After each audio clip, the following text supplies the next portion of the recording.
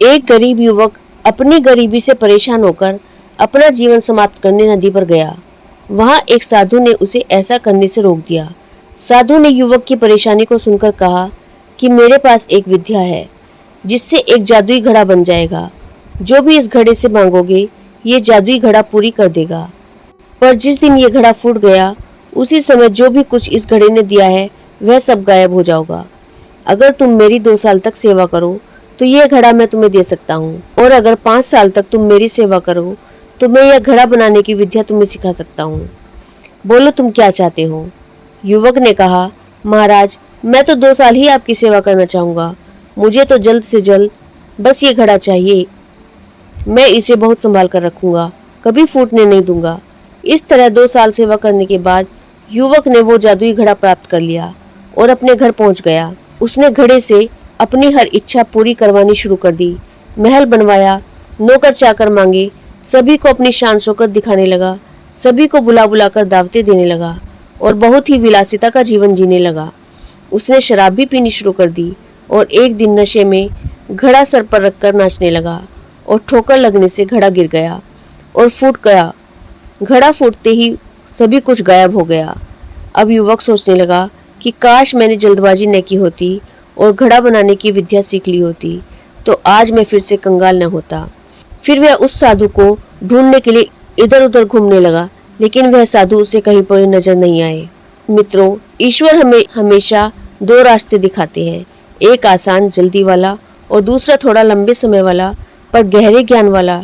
ये हमें चुनना होता है कि हमें किस रास्ते पर चलना है। कोई भी काम जल्दी में करना अच्छा नहीं होता, बल्कि उसके विषय में गहरा ज्ञान आपको अनुभवी बनाता है। मित्रों, ये कहानी किसी गांव में रहने वाले मूर्तिकार की है जो बहुत ही सुंदर मूर्तियां बनाता था और इस काम से वो अच्छा जीवन यापन करने लायक कमाता था।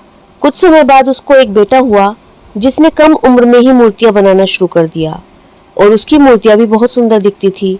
मूर्तिकार अपने बेटे की सफलता से काफी खुश था, फिर भी वह अपने बेटे की प्रत्येक मूर्ति में कुछ न कुछ कमी जरूर निकालता और बेटे को उसकी कमी के बारे में बताता था।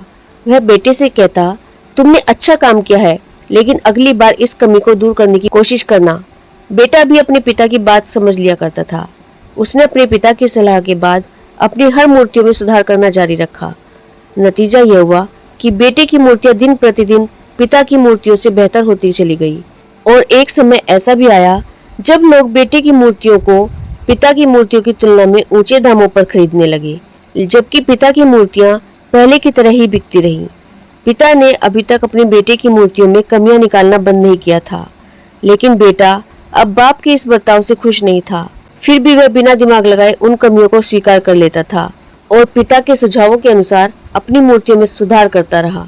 आखिरकार एक दिन ऐसा आया जब उसके पिता ने उसकी बनाई मूर्तियों में कमी निकालनी चाहिए, तो बेटे का धैर्य जवाब दे गया। बेटे ने कहा, पिताजी, अगर आप इतने श्रेष्ठ मूर्तिकार होते तो आपकी मूर्तियां मेरी मूर्तियों से कम कीमत पर नहीं बिकती। मुझे लगता है कि मुझे अब आपकी सलाह की आवश्यकता नहीं है, मेरी मूर्तियां परफेक्ट हैं। बाप ने यह सुनकर बेटे को सलाह देना बंद कर दिया। कुछ महीने बीत गए। बेटा खुश था, लेकिन फिर उसे एहसास हुआ कि उसकी मूर्तियों की अब उतनी तारीफ नहीं की जाती जितनी पहले की जाती थी और अब उसकी मूर्तियों की कीमतें बढ़ना भी बंद हो गई थी। पहले तो उसे कुछ समझ नहीं आया, लेकिन वह फिर अपने पिता के पास गया और उनसे मदद करने के लिए कहा। पिता ने बड़े शांति से बेटे की बात सुनी, जैसे उन्हें पहले से ही पता था कि एक दिन ऐसा आएगा। बाप का चेहरा पढ़ बेटे ने भी यह महसूस किया और पूछा, क्या आप पहले से जानते थे कि ऐसा कुछ होने वाला था? पिता ने उत्तर दिया, हाँ, मैं भी कभी इन परिस्थितियों से गुजर चुका हूँ। बेटे ने कहा, फिर आपको मुझे ये तभी बता देना चाहिए था। पिता ने उत्तर दिया, शायद तब तुम मेरी बात नहीं समझ पाते। मैं ये भली भांति जानता हूँ और मानता भी हूँ कि मैं मूर्ति बनाने की कला में तुमसे ज्यादा बेहतर नहीं हूँ। ऐसा भी हो सकता है कि मूर्तियों के बारे में मेरी सलाह गलत हो, और ऐसा नहीं है कि सिर्फ मेरी सलाह से तुम्हारी मूर्तियां बेहतर हो गई, लेकिन जब मैंने तुम्हें तुम्हारी बनी मूर्तियों में कमियां दिखाई तो तुमने जो बनाया था उससे तुम संतुष्ट नहीं थे और फिर तुमने खुद को बेहतर बनाने की कोशिश की और उस प्रयास में तुम्हारी मूर्तियों को बेहतर बनाया और परिणाम स्वरूप तुम सफल हुए। लेकिन यह भी उतना ही सच है कि जिस दिन से तुम्हें लगा कि अब तुम्हारे काम में सुधार की कोई गुंजाइश नहीं है, तुम्हारा विकास रुक गया। लोग हमेशा तुमसे अधिक की उम्मीद करते हैं और इसलिए अब न तो तुम्हें अपने काम के लिए ज़्यादा सराहना मिलती है और न ही इसके लिए ज़्यादा पैसे मिलते हैं। बेटा कुछ देर चुप रहा, फिर उसने पूछा, तो अब मैं क्या करूं? बेटे के सवाल के जवाब में पिता ने एक छोटा लेकिन अमूल्य जवाब दिया। असंतुष्ट होना सीखो। विश्वास करो कि सुधार और बेहतर बनने के लिए हमेशा जगह है। यह एक बात तुम्हें भविष्य में निरंतर प्रगति करने के लिए हमेशा प्रेरित करेगी और हमेशा सुधार करती रहेगी, तुम्हें पहले से ज़्यादा बेहतर बनाती रहेगी। मित्रों, पूर्णता का भ्रम, यह विचार की कोई गलती न करना संभव है, एक मिथक है। प्रामाणिक प्रदर्शन, सुझाव और आलोचना, जो दोनों को समान रूप से सुनता है, वही प्रगति के मार्ग पर आगे बढ़ता है। बिना क्रोध या दुख के आलोचना को गंभीरता से लें, इसे अपने आप को सुधारने के लिए उपयोग करें और इसका स्वागत करें। एक गांव में एक व्यापारी रहता था। उसकी एक खूबसूरत बेटी थी। एक बार उस व्यापारी पर ज्यादा कर्ज हो गया था और जिस आदमी से उस व्यापारी ने कर्ज लिया था वो उसी गांव का था और बहुत ही घटिया आदमी था। तो व्यापारी उस आदमी का कर्ज चुका नहीं पा रहा था, तो उस आदमी ने सारे गांव वालों को जमा किया और व्यापारी के घर पर जाकर व्यापारी से कहा कि अगर तुम मेरा कर्जा नहीं दे पा रहे हो तो अपनी बेटी की शादी मुझसे करा दो। यह सुनने के बाद भी वह व्यापारी चुप रहा, क्योंकि वह मजबूर था और ये सारी बातें घर में बैठी उस व्यापारी की बेटी सुन रही थी। थोड़ी देर के बाद उस आदमी ने गांव वालों और व्यापारी से कहा कि ठीक है, मैं एक थैली में सफ़ेद और एक काला पत्थर डालूंगा और इसकी बेटी को थैली में से कोई एक पत्थर निकालना पड़ेगा। अगर सफ़ेद पत्थर निकला तो मैं कर्ज भी माफ़ कर दूंगा और उसकी बेटी से शादी भी नहीं करूंगा, लेकिन अगर काला पत्थर निकला तो कर्जा तो मैं माफ़ कर दूंगा, मगर इसको अपनी बेटी से मेरी शादी करवानी पड़ेगी। व्यापारी की लड़की इस बात के लिए राजी हो गई और सारे गांव वाले भी। उस आदमी ने थैली के अंदर सबके सामने 2 पत्थर डाले, लेकिन बड़ी ही चालाकी से उस आदमी ने उस थैली में दोनों ही काले पत्थर डाले थे और यह व्यापारी की बेटी को दिख गया था कि थैली के अंदर दोनों ही पत्थर काले थे। अब वह लड़की सोच में पड़ गई थी कि मैं जो भी पत्थर निकालूंगी वह काले ही पत्थर होंगे और अगर काला पत्थर निकला तो कर्जा माफ़ हो जाएगा, लेकिन मुझे उससे शादी करनी पड़ेगी। और अगर मैंने सारे गांव वालों को यह बता दिया कि इस आदमी ने थैली में दोनों ही काले पत्थर डाले हैं तो कर्जा भी माफ़ नहीं होगा और यह आदमी आज नहीं तो कल मेरे पिता से बदला जरूर लेगा। लड़की यह सोच ही रही थी कि लड़की को तभी थैली से पत्थर निकालने को कहा गया।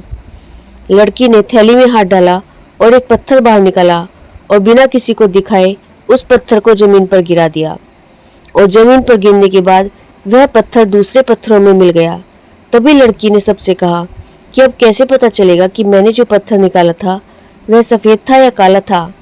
लड़की ने कहा, थैली में जो दूसरा पत्थर है उसे देखो, अगर थैली में सफ़ेद पत्थर है तो मैंने काला पत्थर निकाला था और अगर थैली में काला पत्थर है तो मैंने सफ़ेद पत्थर निकाला था।